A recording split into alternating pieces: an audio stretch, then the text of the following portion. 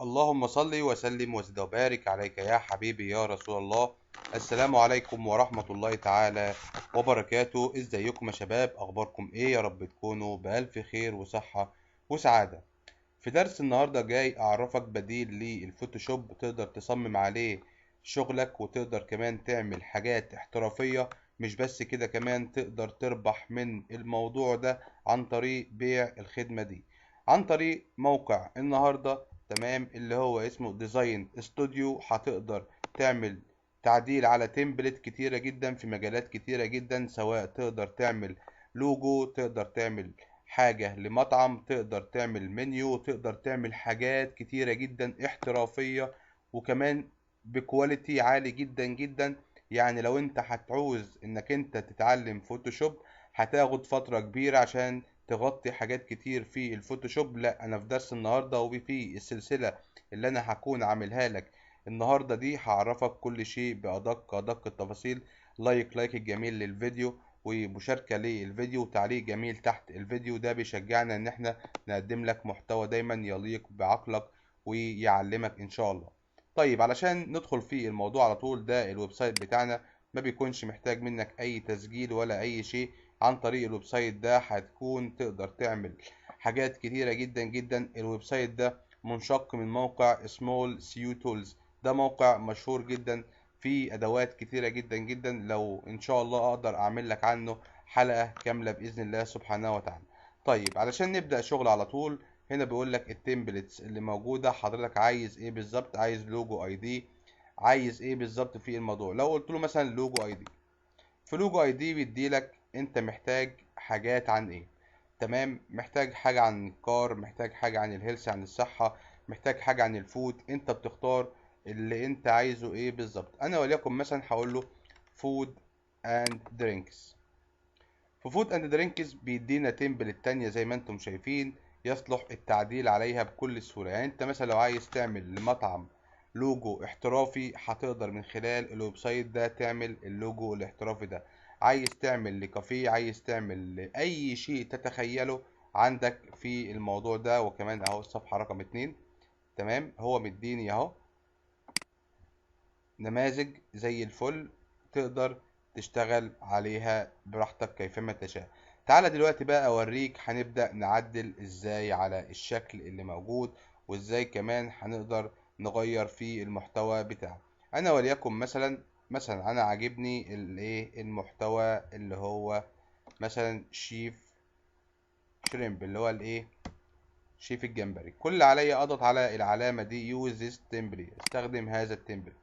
تمام، كل اللي عليا دلوقتي هبدأ ان انا اعمل عملية تعديل علشان خاطر اوريك ايه اللي بيتم بالظبط. هعمل لك على اللوجو، هعمل لك على صورة تانية لاعلان تقدر تعرف كل التفاصيل، بحيث اكون قدرت اغطي معاك في الدرس ده كل شيء عن الموضوع. هو حاليا بيقوم بعملية تحميل التمبلت دلوقتي، وبعد ما هيحمل التمبلت معانا هنقدر دلوقتي نعمل عملية التعديل بشكل سهل وبشكل بسيط. ونستنى شوية لحد ما يحمل. بس أعرفك على الجزء اللي هو في على إيدك الشمال ده. ده الجزء ده من خلاله نقدر نعمل حاجات كتيرة جدا جدا في التعديلات اللي موجودة. ودلوقتي هعرفك كل شيء بأدق التفاصيل. ما تستعجلش، احنا في انتظار تحميل البروجكت بتاعنا. وزي ما انتم شايفين بيمشينا خطوات اهو. بيقول لك انت عايز تعرف ايه، عايز تغير التمبلت من هنا ولا نيكست؟ لا، بيعرفك الستايل اللي تقدر تغيره من هنا. تمام، يعني كمان الموقع بيشرح لك المكتبة، بيقدر يشرح لك كل شيء وأدق التفاصيل. وأنا بقول لك التحريك، الشكل، والكلام ده كله، كل ده إن شاء الله هننفذه مع بعض بإذن الله. ليتس ديزاين، ده الديزاين بتاعنا اللي معانا. في البداية مثلا أنا حابب أغير الشكل أو اللون بتاعي. طبعا دي حاجات تانية تقدر تختار منها كيفما تشاء. يعني تقدر تعمل لوجو في حاجات كتيرة جدا.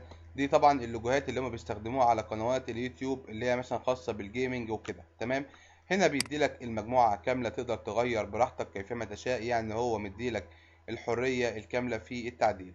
تقدر مثلا تكبر الموضوع ده عن طريق انك بتسحب كده. تمام، تصغر كده براحتك كيفما تشاء. انا وليكن عايز اكبر شوية. تمام، بس مش عاجبني الخلفية اللي هي خاصة بي. تمام، انا وليكن مثلا اهو هغير اللون بتاع الشكل ده تمام، او شكل الجمبريايه اللي انت شايفها من هنا. مجرد ما انا بضغط احدد هنا وابدا اغير اللون كيفما اشاء براحتي. يعني الموضوع معايا ابسط من السهوله. كمان اهو زي ما انت شايف، كمان اقلل تمام اهو. شايف بيعمل لك عمليه يعني ايه تقليل الريزوليوشن او الوضوح الخاص بالشكل. تمام، انا وليكن مثلا هختار الشكل يكون وليكن باللون ده. تمام كده زي الفل. هنيجي مثلا على الكلام برضو، نقدر نكبر الكلام ونقدر كمان نعدل عليه. انا وليكن هعدل عليه دلوقتي وهكتب مثلا اسماك خير النصر مثلا. تمام اهو، وامسح الجزء اللي تحت ده، وادي اعمل عملية تظليل وانا عايز اكبر شوية الخط بتاعي. تمام، انا معايا اهو تكبير الخط براحتي كيفما اشاء. اقدر اكبر اللي انا عايزه، اكتب بقى الرقم اللي انا عايزه مثلا 125، او امسح كده تمام اخليه 160 زي ما انت شايف اهو. لا 160 تمام زي ما انت شايف معايا. هو طبعا ما يقدرش يكبر عن رقم معين، 130 مثلا زي ما انت شايف كده اهو. تمام، اقدر اعمل له بولد، يعني كل اللي عليا ان انا بحدد الشكل زي ما انت شايف اهو. تمام، وبقدر اعمل عمليه البولد بتاعه الكلام ده كده اول شيء. طيب انا عايز اعدل بقى الخلفيه بتاعتي واظبط الدنيا. حاطط على كلمه ستايل من الجنب هنا. تمام، وركز معايا على اللي هيحصل. شايف الجمال والحلاوه. تمام، تقدر تعدل براحتك على التمبلت كيفما تشاء. الباك جراوند هو بيدي لك خلفيات، كمان تقدر انك انت تعدل على الخلفيه دي، وليكن مثلا هتبقى خلفيه زي دي او زي دي براحتك كيفما تشاء. طبعا لما بتقدر تغير الالوان بيبدا تظهر معاك الدنيا بشكل افضل وشكل احسن. تمام، ده كده باختصار شديد عمل اللوجو هنا. تمام، عندك في التكست لو انت حبيت تضيف كلمه معينه تعمل اد نيو تكست من هنا. تمام، وتبدا انت تضيف التكست براحتك كيفما تشاء. تكتب مثلا اهو هنا، ده مثلا هيكون مكان التكست وليكن. تمام، وتبدا انك انت تكتب في التكست الكلام اللي انت عايزه، بحيث انك انت لو حابب تكتب اي شيء هو هنا يقدر يخليك تكتبه. تمام، في التكست هنا بيدي لك اختيار اللي هو الخط. تمام، ده باختصار شديد. لو انت حبيت تتراجع عن اي خطوه، عندك في الجنب علامه الديليت اهو. تمام، تقدر كمان في عمليه التحريك بيقول لك عايز تحرك ايه بالظبط. تمام، تبدا عمليه التحريك بشكل سهل وبشكل بسيط. هنا في الايمج بيقول لك لو انت حابب ان انت تضيف صورة من الصور دي على الشكل ده، تقدر تضيفها سواء في الجنب او اليمين او اللي فوق. وطبعا في اللوجو ما انصحش باستخدام الامر ده. تمام. طيب انت دلوقتي خلصت شغل على الموضوع ده. طيب كل اللي عليك انك انت دلوقتي مثلا حابب مثلا تعمل الشيبس اللي هي الاشكال. تمام، هنا بيدي لك اشكال كتيرة جدا تقدر كمان تضيفها. ولو انت عايز تبحث عن شكل معين تقدر تضيفه.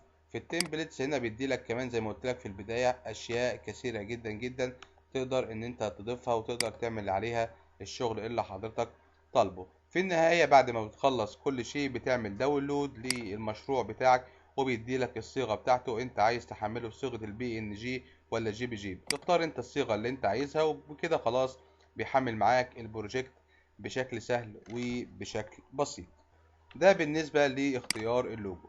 لو عملنا عملية باك ورجوع للموقع، كمان تقدر تعمل حاجات تانية غير اللوجو الموقع بيوفرها لك. انا بحاول على قد ما اقدر في درس النهاردة ان انا اشرح لك على قد ما اقدر في الموقع. وانا زي ما قلت لك هكون عامل لك سلسلة كاملة بتشرح لك حاجات كتير جدا جدا في الويب سايت المحترم ده. ونرجع على الويب سايت، نختار ريسيوم كده تمام، ونضغط كده تمام وننزل تحت شوية. تمام، ونشوف بقى الشغل الاحترافي اللي على حق. يعني هنا بيديلك الفاشون لو انت عندك منتج عايز تعمل تعديل، جيم عايز تظبط، هالوين مثلا حد من العرايس والكلام ده كله تقدر تعمل له دعوة. وليكن مثلا هنعمل الدعوة مثلا من هنا. تمام، انا بختار البروجكت اللي انا محتاجه، بقول له فيو مور لو انا حابب ان انا اشوف اكتر من كده.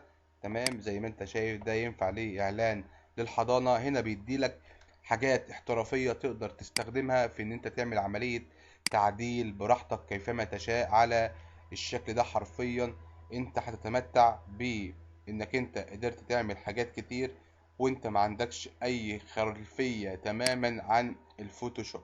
يعني هتقدر من خلال الويب سايت المحترم ده تعمل حاجات كتير. انا وليكن مثلا معايا منتج مستحضرات تجميل.